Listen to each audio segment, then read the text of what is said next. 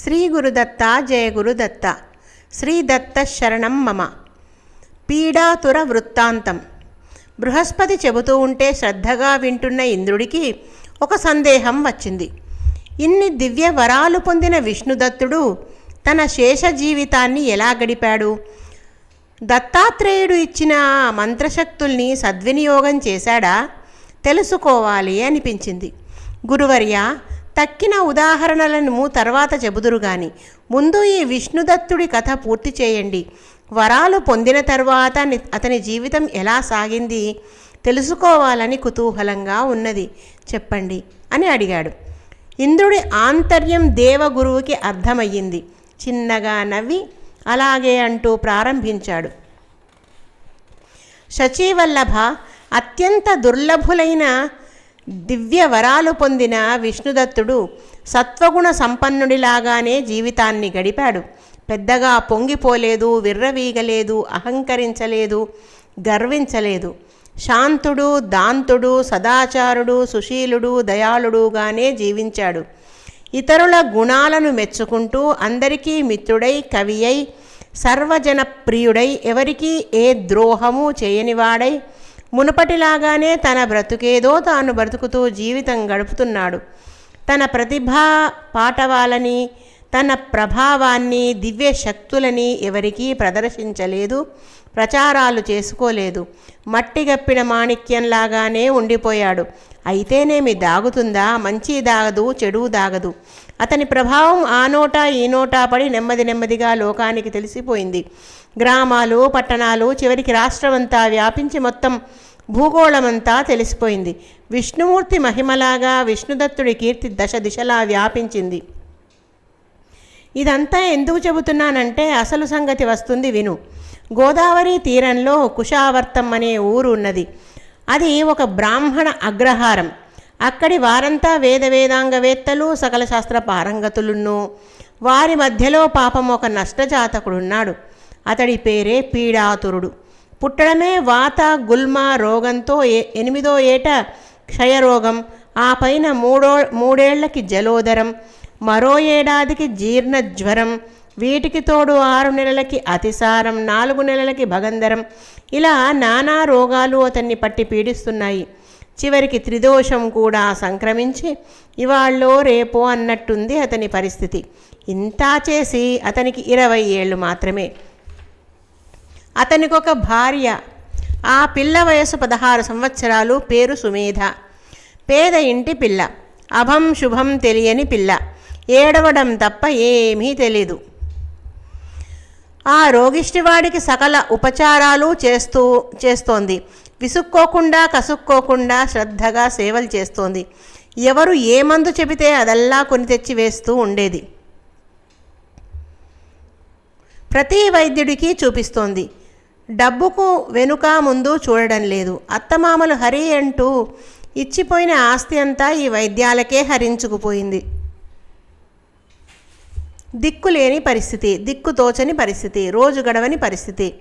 ఊరి వాళ్ళు చేయగలిగినంత కాలం సహాయం చేశారు. ఇక వీడి రోగాలు తగ్గేవి కావు, వీళ్ళ సంసారం బాగుపడేది లేదు అని వదిలేశారు. సరిగ్గా ఈ దశలోనే విష్ణుదత్తుడి అద్భుత మహిమ గురించి విన్నది ఆ లేత ఇల్లాలు. కన్నతండ్రిని తోడు తీసుకుని విష్ణుదత్తుని ఇంటికి వెళ్ళి వలవలా ఏడుస్తూ తన దుస్థితి అంతా చెప్పుకుని పతిభిక్ష పెట్టమని ప్రార్థించింది. విష్ణుదత్తుడు ఓదార్పు మాటలతో ధైర్యం చెప్పాడు.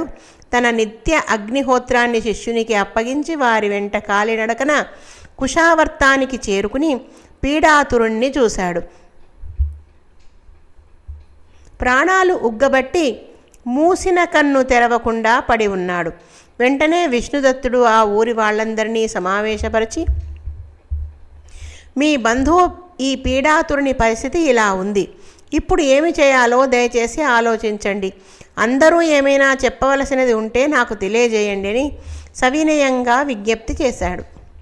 విప్రోత్తమ, అన్నిటికీ నీవే ప్రమాణం. నీవు ఏది చెబితే అది, ఏది చేస్తే అది. మేమంతా ఇంతకాలము మా శక్తి మేరకు ఏవేవో యత్నాలు చేశాం, ఏవీ ఫలించలేదు. ఇప్పుడు నువ్వు ఏది ఆజ్ఞాపిస్తే అది చేస్తామని అక్కడి బ్రాహ్మణులందరూ ఏకకంఠంతో పలికారు. విప్రులారా, మీరు భారమంతా నా మీద పెడుతున్నారు. నా మనసులోని మాట చెబుతున్నాను, వినవలసినది. దత్తస్వామి దయ వలన నేను ఏదైనా చేయగలను, కానీ చేసిన పని లోకానుగుణంగా ఉండాలి. లోక విరుద్ధంగా చేయడం సజ్జనుల పద్ధతి కాదు. అందుచేత ఈ రోగిని హఠాత్తుగా కాకుండా క్రమక్రమంగా ఆరోగ్యవంతుణ్ణి చేస్తాను అని ఒక్క నిమిషం ఆలోచించి మళ్ళీ ఇలా అన్నాడు. మీకు తెలియనిది కాదు, రోగాలు దుష్కర్మల ఫలాలుగా వస్తాయి. వాటిని గుర్తించి ప్రాయశ్చిత్తం చేసుకోవడమే సరి. అసలు సిసలైన వైద్యం అదే. అందుచేత అతని కర్మ విపాకం గురించి ఆలోచించాలి. ప్రాయశ్చిత్తాలకు ఇతడి భార్య ఆచరించవలసి ఉంటుంది. బ్రహ్మహత్యా పాతకం చేస్తే క్షయరోగం వస్తుంది అంటారు. దీనికి ప్రాయశ్చిత్తంగా 12 సంవత్సరాల వ్రతం ఉన్నది. వాత గుల్మానికి 6 ఏళ్ల వ్రతం, హరిద్రోహానికి ఫలంగా జలోదరం సంక్రమిస్తుంది. ఇది చాలా కఠినమైన రోగం. దీనికి 12 ఏళ్ల వ్రతమే ప్రాయశ్చిత్తం. ఇవి 3 అతన్ని పట్టి పీడిస్తున్న ప్రధానమైన రోగాలు. భగంధరం దీనికి 3 ఏళ్ల వ్రతం ప్రాయశ్చిత్తం చేసుకోవాలి. ఈ వ్రతాలన్నింటినీ ఒకేసారి ప్రారంభించవచ్చు. సగంలోకి వచ్చేసరికి రోగాలు సగం తగ్గుతాయి. పూర్తిగా వ్రతాలు సమాప్తి అయ్యేసరికి రోగాలు నయమవుతాయి అని తెలిపాడు. విష్ణుదత్తుడు చెప్పిన దానికి అందరూ అంగీకరించారు.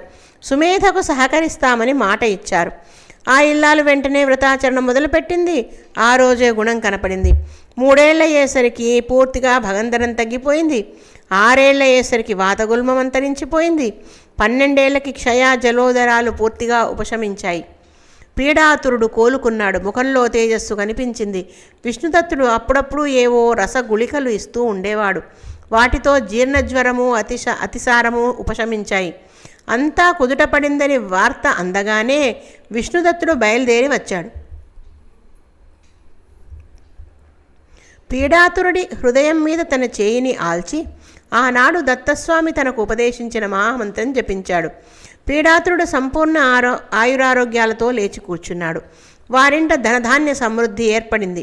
దంపతుల మనస్సుల్లో హరిభక్తి కుదురుకుంది. వారి బలవంతం మీద విష్ణుదత్తుడు వారింట్లో 3 రోజులున్నాడు. సాటి విప్రులతో గోష్ఠి కార్యక్రమాలతో హాయిగా గడిపాడు. ఆ దంపతులు ఇతన్ని కన్న తండ్రిలా చూసుకున్నారు. ఇతడు కూడా వారి పట్ల అలాంటి ప్రేమనే చూపించాడు. 3 రోజులు 3 క్షణాల్లా గడిచిపోయాయి.